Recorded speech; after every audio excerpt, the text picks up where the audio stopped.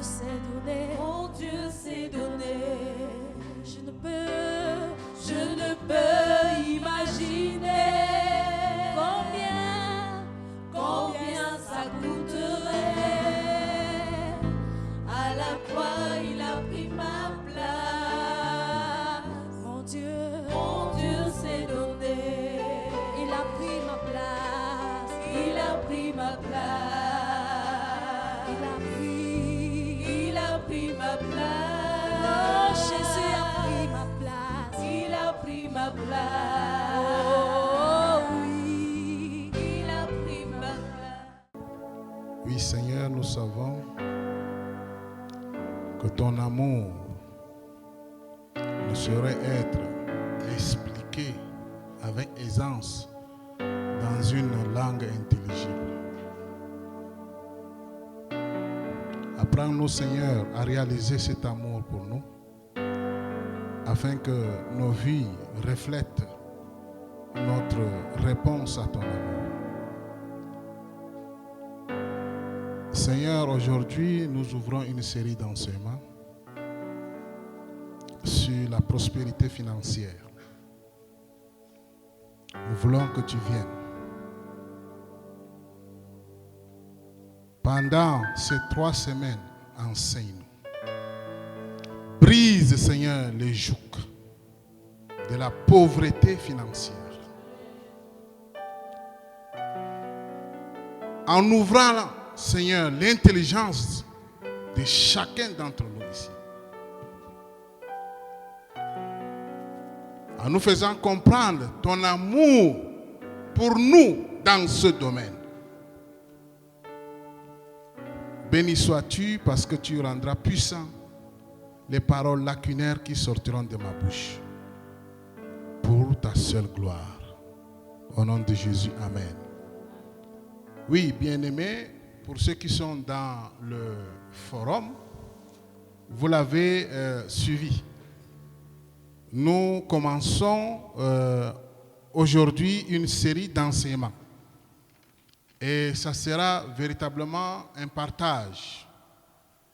Et avec des réactions. Donc, le thème de la série est briser le joug de la précarité. Le discernement qui mène à l'abondance. Pour rappel, depuis le début de l'année ecclésiastique en septembre, nous avons placé cette année sous les auspices du discernement. Et nous sommes en train de continuer avec le discernement. Je voudrais situer le contexte et la justification de cette série d'enseignements. Quand je vous vois ici, et même ceux qui pourront nous suivre sur Internet, il y a 2 groupes, 2 catégories de personnes. Et je voudrais que vous me regardiez en face. Donc je suis venu vous parler. On est ensemble? Il y a des gens qui ont la réticence quand on parle de l'argent. Ce sont des ignorants. Dis à ton voisin comme ça. Ce n'est pas une insulte. C'est une description. Ce sont des ignorants. Ils ne connaissent pas l'amour de Dieu pour eux-mêmes. On est ensemble? Alors, une catégorie de personnes sont des ignorants parce que quand on parle à faire argent, ils disent que c'est pour le diable.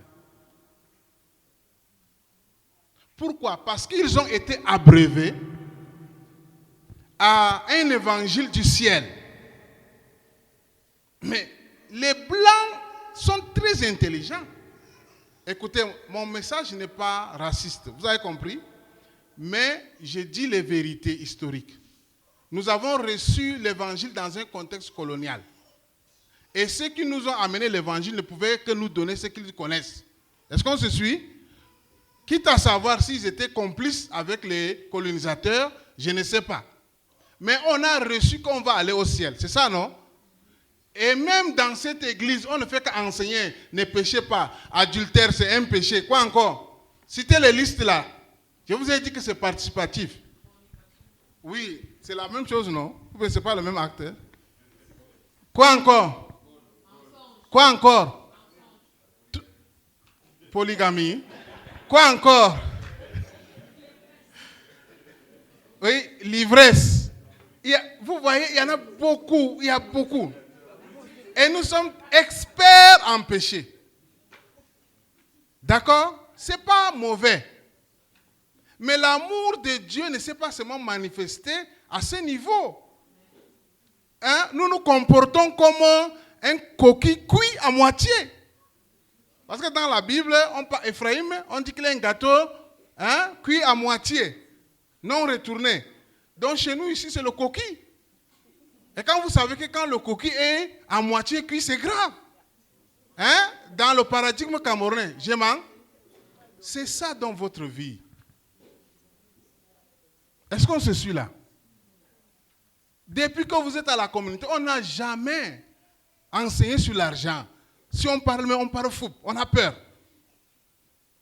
Donc, je vais prendre le Saint-Esprit, il a plu au Saint-Esprit que nous prenons un instant, stop, et on parle de l'argent. Vous avez compris? Je suis en train de dérouler le contexte et la justification. Pourquoi on parle de l'argent? C'est normal parce qu'on vit des moments difficiles. Vous avez compris? On a dit que expérimenter les miracles comment? Au quotidien. Il y a des gars ici qui expérimentaient plutôt le pire. Vous me suivez? Il y a d'autres qui ont expérimenté les miracles. Mais je suis aussi venu, à travers cette série d'enseignements, vous enseigner, vous annoncer la bonne nouvelle que le miracle n'est pas forcément instantané. C'est processuel. Vous avez compris? Oui, oui. Puisqu'on nous a toujours enseigné que le miracle, c'est instantané, ça vient comme ça, ex nihilo. Mais un autre aspect qu'on ne nous a jamais enseigné, que c'est aussi un processus. Est-ce que vous me suivez? Et vous allez découvrir. Vous allez découvrir. Nous découvrirons ensemble. Quand vous prenez la Bible et vous notez les mots relatifs à la richesse, suivez très bien. Ne dormez pas. Hein. Vous voulez l'argent, vous voulez le changement, non? Changez à votre niveau d'abord. Et je vous rappelle que votre changement ne dépend pas du changement national. C'est une question d'alliance. Vous me suivez? La prospérité financière est une question d'alliance. Et nous allons découvrir qu'elle ne dépend pas de la conjoncture.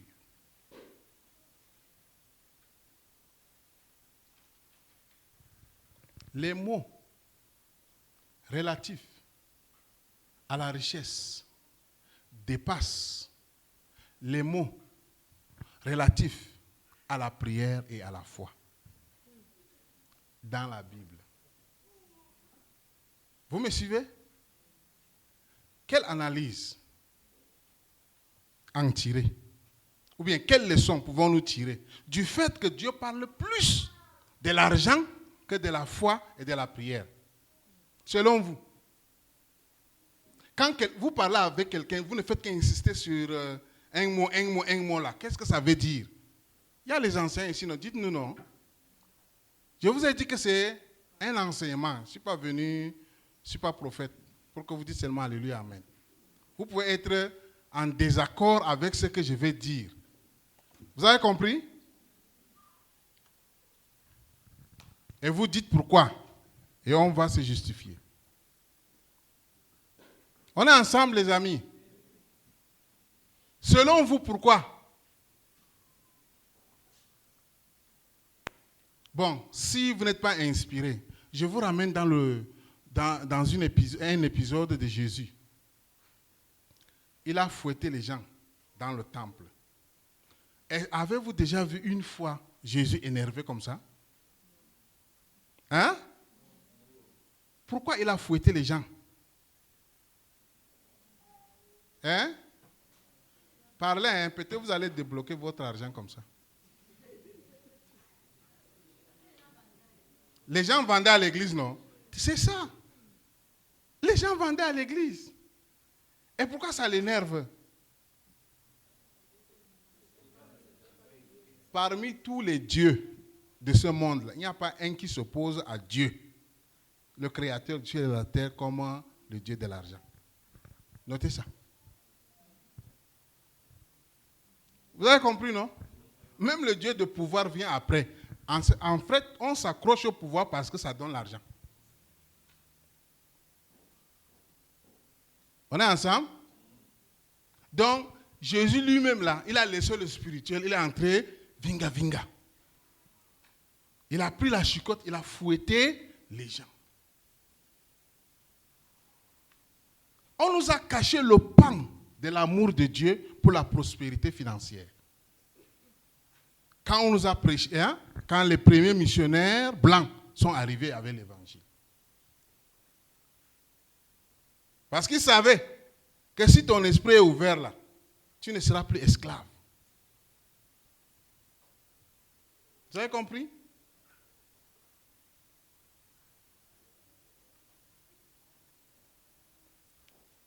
L'évangile de prospérité est venu nous ouvrir les yeux.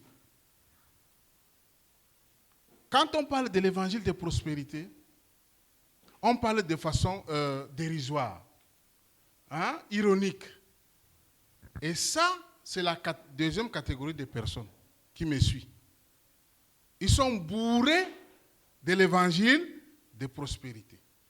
Mais je tiens à vous dire que l'évangile de prospérité n'est pas parti ex nihilo. Il est parti d'une vérité. Vous me suivez? Ils se sont basés sur une vérité pour la déformer à des fins égoïstes ou mercantilistes. On est ensemble? Mais le fond, là, il y a une vérité. On ne nous a jamais enseigné. En tout cas, moi, j'ai grandi dans un contexte où on ne m'a jamais enseigné. On m'a seulement demandé, donne l'argent, mais on ne m'a jamais dit quelles sont les lois spirituelles qui me permettent de prospérer financièrement. Alléluia. Amen. Et donc, ce que je suis venu vous dire ce matin à partir d'aujourd'hui, c'est que je sais que beaucoup ont prié, ont gêné, mais les choses ne marchent pas de ce côté-là. Ils n'ont pas trouvé de recrutement. Ils n'ont pas trouvé de travail.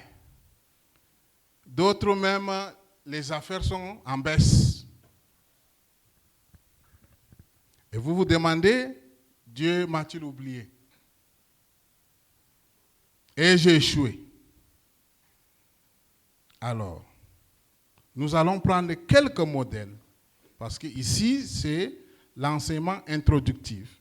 Il fallait que je situe un peu le contexte et la justification de cette série d'enseignements.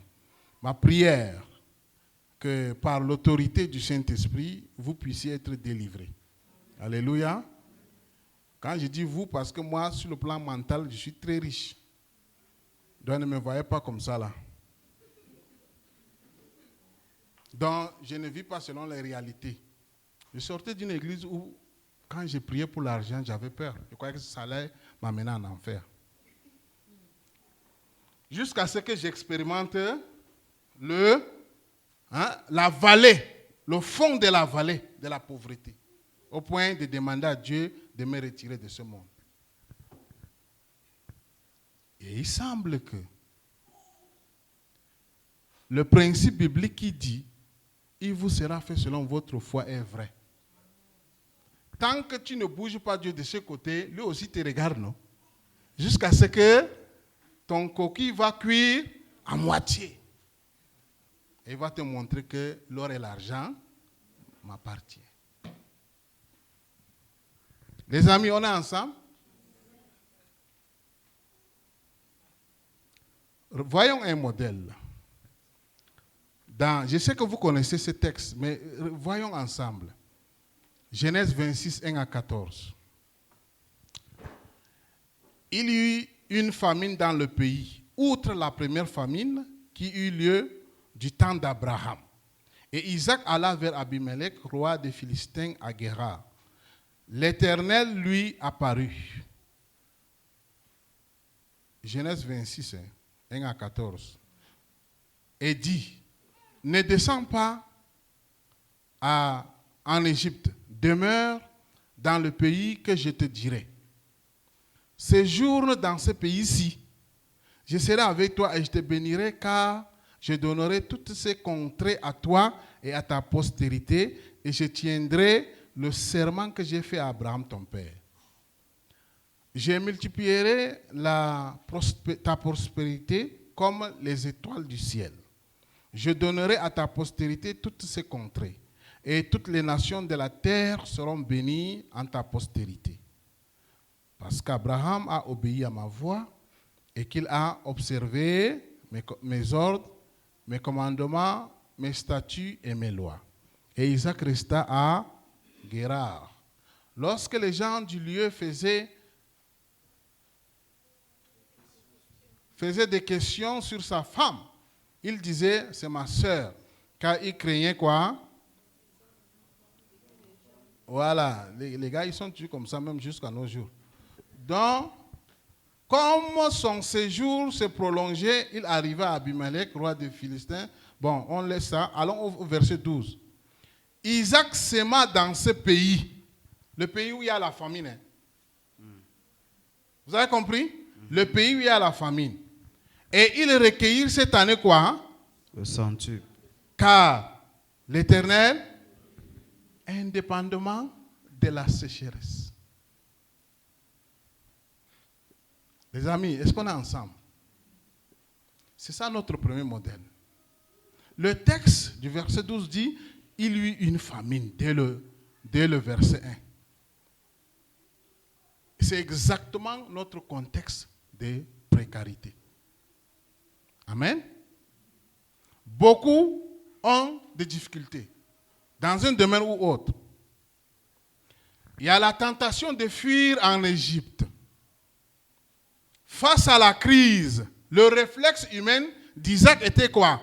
De fuir. Vers quoi? L'Égypte. Qui, dans ce contexte, symbolise quoi? La facilité, merci, le monde, le système du monde. Est-ce que vous me suivez? Parce que face à la précarité, tu es tenté de vendre ton corps.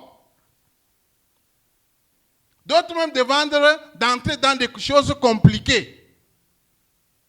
D'autres de briser leurs valeurs pour faire des choses qui ne glorifient pas Dieu. Passer par des moyens pour avoir de l'argent. Vous me suivez? Certains d'entre vous ici n'ont pas encore vécu. Hein? Parce que quand on parle comme ça, c'est comme une fiction pour eux. Quand la game va t'attraper à une certaine niveau, va te presser jusqu'à ce que ton jus va sortir. C'est là où tu vas comprendre ce que je suis en train de dire ce matin-là. Et je te prépare donc pour ça, si tu n'as pas encore traversé. Vous pensez que les jeunes meurent pourquoi aujourd'hui? Vous pensez que le système satanique qui est mis dans ce pays attrape, constitue plusieurs appâts. C'est-à-dire le boulot est devenu un appât, la promotion est devenue un appât. Pourquoi? À cause de la précarité. Et nous sommes des humains. Parce que tu sais que ce n'est rien. Ce n'est rien, juste quelque chose de 2 minutes. Ce n'est rien. Tu me vois. Et j'encaisse mes centaines de mille ou des millions. Vous sortez ainsi de l'alliance. Vous me suivez? Je parle à des chrétiens, pas à des païens. Et regardez bien ce que Dieu fait. Dieu, sachant que l'alliance abrahamique est sur Isaac. Sachant qu'Abraham avait un premier tour là-bas. Et on sait ce que ça s'est passé. Vous connaissez, non? Il est revenu avec et vous connaissez la suite. Dieu dit, cette fois-ci, je ne permets pas. La tentation de la fuite vers l'Égypte. Ils sont nombreux comme ça, qu'on frappe.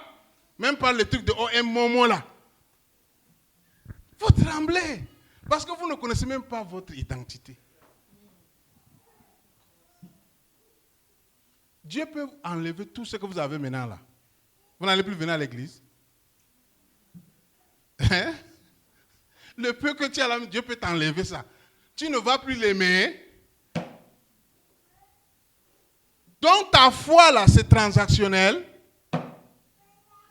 Si tu perds ton boulot maintenant là, tu vas te fâcher contre Dieu. Tu ne vas plus venir à l'église. Est-ce que vous me suivez?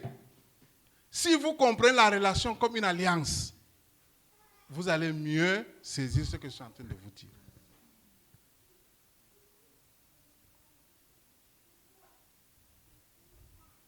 L'Éternel lui dit que quoi? Ne descends pas en Égypte, demeure dans le pays. Et regardez l'audace de s'aimer dans les larmes. Frère, qui a déjà semé dans les larmes? Je vous ai dit que vous n'avez pas encore vécu. Mais il y a des, je ne dis pas en termes d'âge, hein. Il y a des gens qui ont 20 ans, mais ils ont vécu. Vous avez compris, non? Il y a d'autres 50 ans, c'est lolo. Leur cerveau, là, c'est l'eau qui est dedans. Ils n'ont rien vu. Imagine-toi un enfant qui naît dans la prospérité. Prospérité seulement là. Après le jour où on fait seulement une virgule et on brousse comme ça. Des accès de la vie.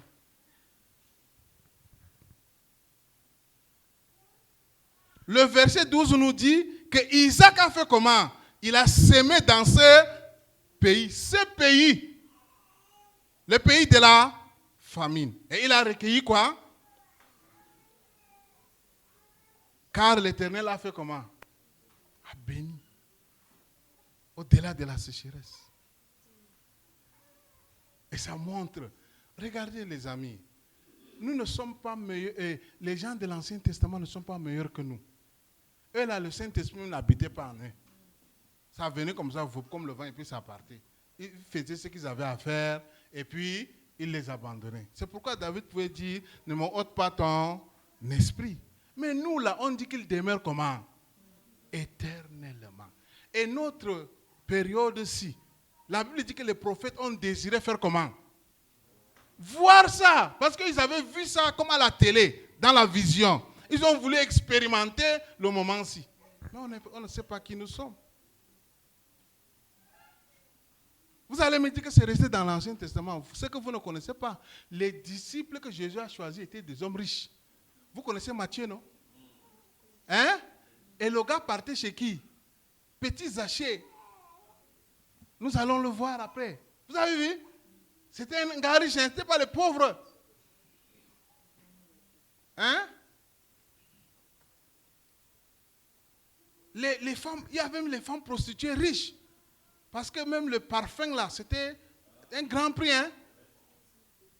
Jésus, la tunique là, vous savez, est-ce que vous pensez que c'était une tunique débraillée jusqu'à qu'on tire au sort? Vous êtes malade? C'était la tunique royale.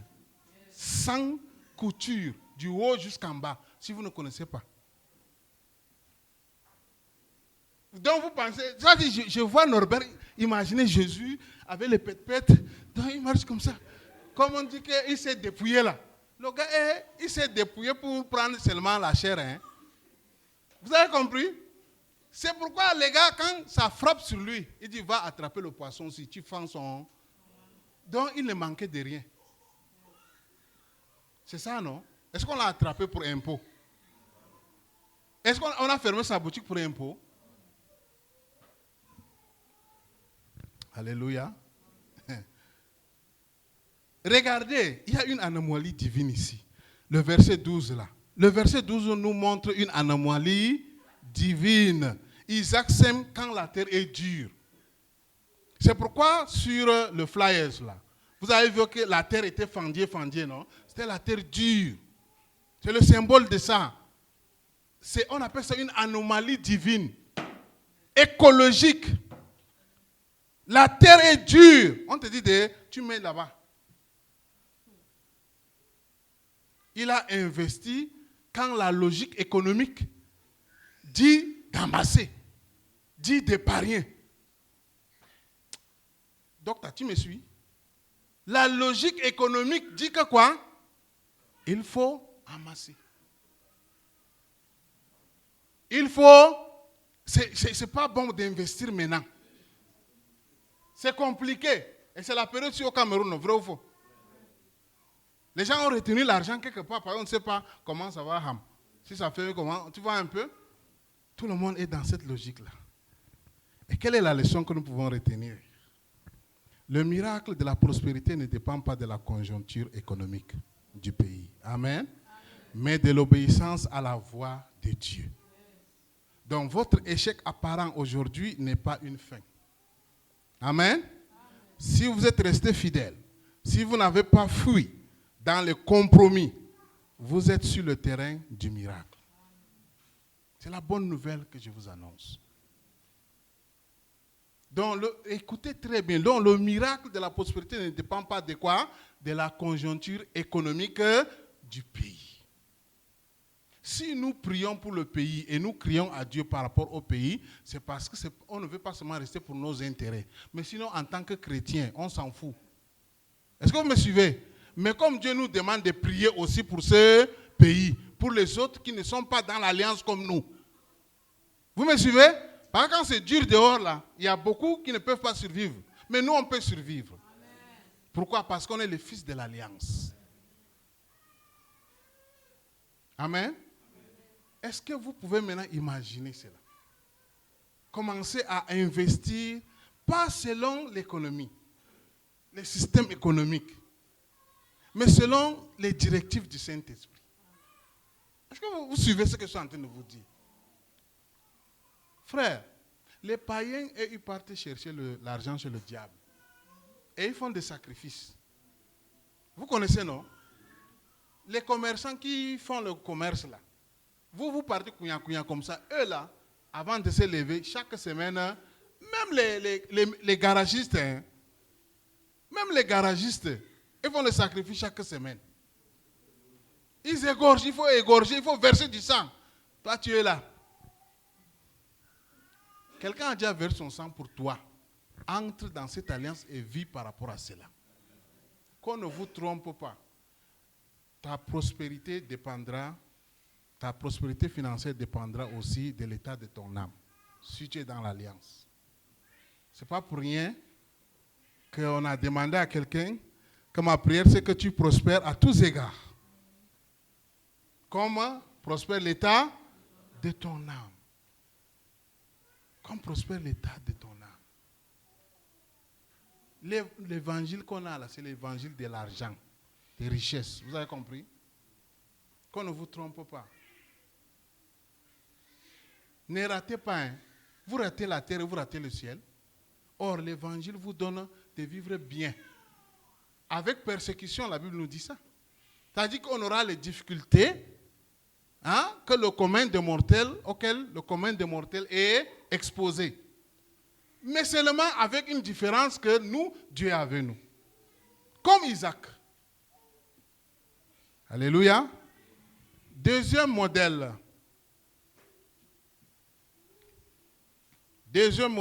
On connaît toujours ce texte. Mais nous n'avons jamais pris ça sous forme de moyens financiers.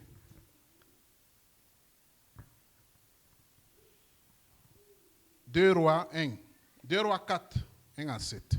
Une femme d'entre les femmes des fils des prophètes cria à Élisée en disant, ton serviteur, mon mari est mort, et tu sais que ton serviteur craignait l'Éternel.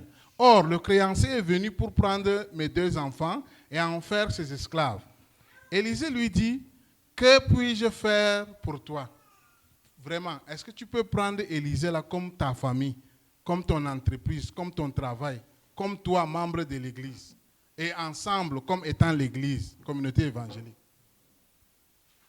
avec la situation dehors là, est-ce que nous pouvons apporter de l'aide aux autres? Est-ce que vous me suivez, les amis? Élisée lui dit, que puis-je faire pour toi? Regardez les hommes de Dieu. Est-ce que vraiment, par Dieu, la situation de leur pays influençait sur eux? Élie, pendant 3 ans, lui, il y avait un corbeau qui pouvait le nourrir. Seigneur.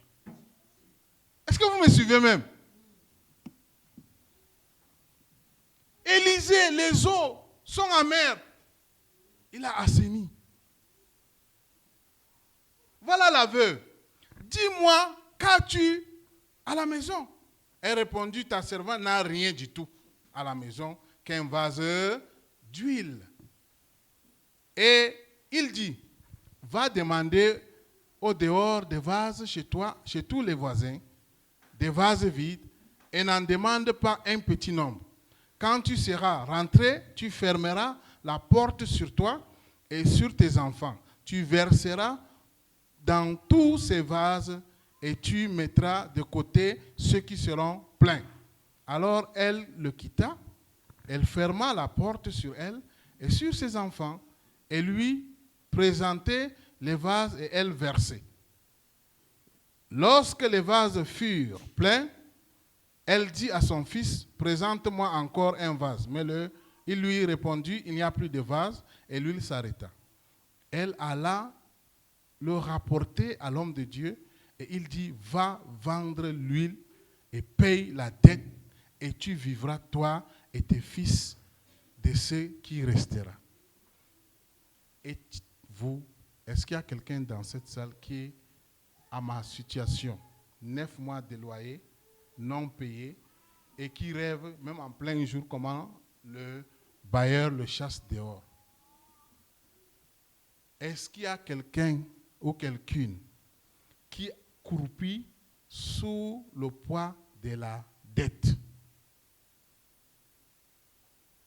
Je n'ai pas dit que vous levez la main. Est-ce qu'il y en a? Écoutez, si je vous enseignais ici un livre de magie, vous allez vite accepter. Parce que magie, là, c'est tic au tac, non? C'est pour vous amener en enfer. Vous avez compris? Mais je vous parle des choses de Dieu. Vous pensez qu'on a mis ici, là, pourquoi? Je vous ai dit, les disciples de Jésus étaient tous riches. Pierre et Jean, fils de Zébédée, ils avaient une entreprise de pêche. D'autres étaient des agricoles. Donc, il n'y avait pas.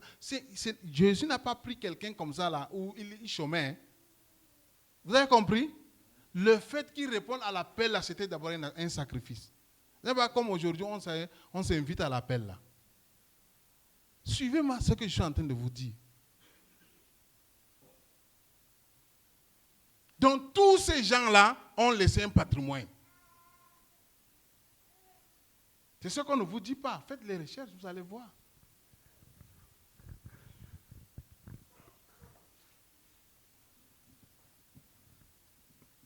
Regardez par cet exemple de cette femme.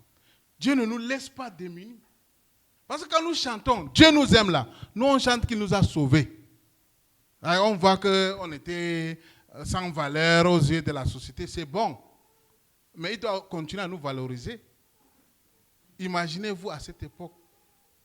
Imaginez-vous à cette époque où on me chassait dehors avec mes enfants. Le ministère allait prendre un coup. Quelle honte. Et c'est ce que je disais souvent à Dieu. La honte ne va pas tomber sur moi, mais c'est sur toi. Mais il était au contrôle. Les amis, on est ensemble. L'alliance là, quand tu es dans l'alliance, en termes simples, c'est ton appel. Vous avez compris? Aujourd'hui, l'alliance, regardez dans l'Ancien Testament, quand Dieu appelle, il tisse l'alliance. C'est pas ça? En Christ, l'alliance est déjà établie. Et maintenant, c'est quoi? Notre appel. Est-ce que Dieu t'a appelé à être millionnaire, multimillionnaire? Si oui, le fait de traverser des moments, ça ne veut rien dire. Est-ce qu'on se suit? C'est le passage obligé. Un passage obligatoire. Suis-moi très bien. Nous ne sommes pas sauvés seulement pour aller au ciel, mais pour manifester la gloire de Dieu sur la terre. Et cette manifestation de la gloire de Dieu, n'est-ce pas, notre récompense au ciel en dépend.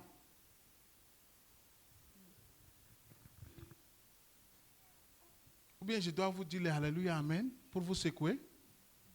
Je suis dans un enseignement. Comprenez cela. Vous devrez refuser la pauvreté. Dans le premier message d'aujourd'hui, là, vous dit, il faut d'abord recadrer votre vie sur l'alliance.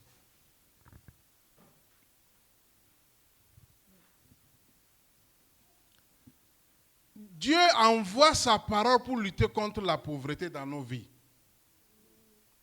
Amen. Regardons cette femme-là. Elle est dans l'impasse totale. Dans une impasse totale. Elle est comment? Endettée. N'est-ce pas? Sur quoi elle est veuve. Et vous connaissez à cette époque.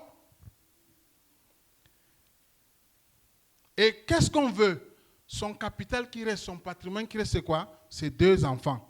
On veut, la loi le permettait, que ton créancier prenne cela, les rende esclaves. Donc écoutez. Je ne sais pas, aucun d'entre nous peut-être n'est encore arrivé à ce niveau, mais cette femme est arrivée au niveau du sommet de l'échec social et financier. Est-ce que quelqu'un me suit dans cette salle? Cette femme est arrivée comment? Au sommet de l'échec social, puisqu'elle n'a pas de mari. Et de l'échec financier.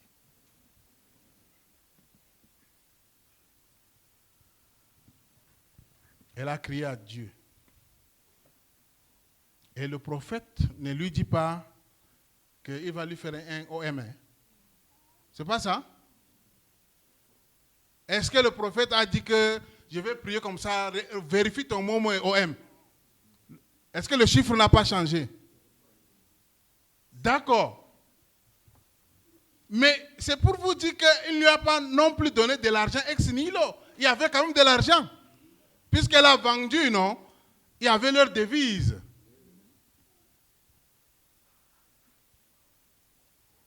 Et l'argent n'est pas apparu comme ça, là, ex nihilo. Je vous ai dit tout à l'heure que le miracle aussi peut être processuel. C'est ça, non? Vous voyez que le rien de la femme là devient un tout. Puisqu'Élisée lui dit, qu'as-tu? Elle répond, rien. Si ce n'est un vase d'huile. Bien-aimé, il y a souvent une période de désert où l'on a l'impression de ne rien avoir. Peut-être que ça ne vous est jamais arrivé. Mais celui qui vous parle, ça lui arrive. Quelqu'un peut passer 5 ans dans la galère, avec son diplôme, pas de recrutement, sans revenu, avant de voir la percée.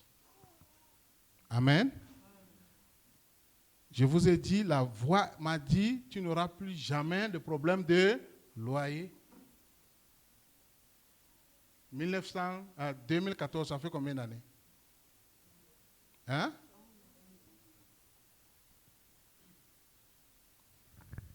Ce que nous appelons échec en ce moment est peut-être simplement le fait que nous n'avons pas encore activé le petit vase d'huile qui est chez nous. Vous me suivez?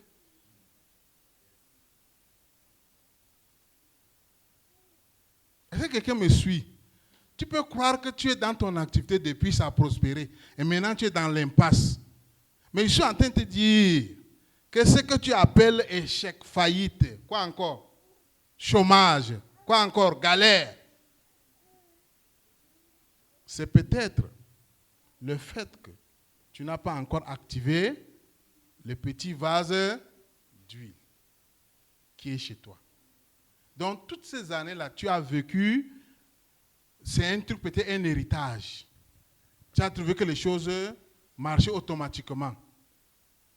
Mais quand les difficultés surgissent dans la vie de quelqu'un, suivez bien, tout ce qui n'est pas fondé selon l'alliance s'écroule.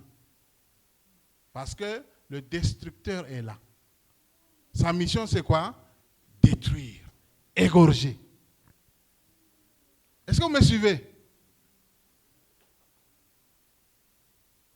Donc, toute ta réussite passée là peut s'expliquer. Que Dieu t'a entraîné seulement comme ça, jusqu'au jour où il veut maintenant un nouveau fondement.